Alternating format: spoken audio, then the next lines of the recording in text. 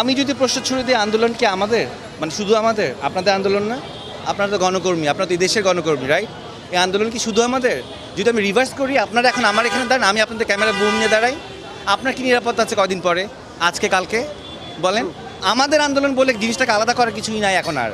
এখন শুধু একটা গোষ্ঠী ছাড়া, তুমি বলো নাহলে আমি বলি, এখন যে কোনো একটা গোষ্ঠী ছাড়া সমগ্র জাতির একটা, আপনি জিজ্ঞেস করেন ইন্ডিভিজুয়ালি, যদি সম্ভব হয় জিজ্ঞেস করেন, কেউ চায় না এই গভর্নমেন্ট কেয়ার, কেউ চায় না।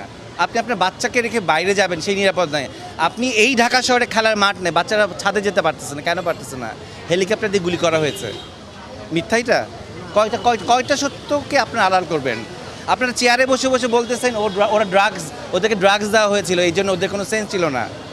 তো ড্রাগস নিলে আপনি মেরে ফেলতে পারেন? কোন রাষ্ট্রের আইনে আছে একজন ড্রাগ অ্যাডিক্টে গুলি করে মারা যায়? আমি ড্রাগস নিয়েছি, এটা দায়বদ্ধতা আমার ফ্যামিলির, আমার প্যারেন্টসের। আমি ড্রাগস নিয়ে যদি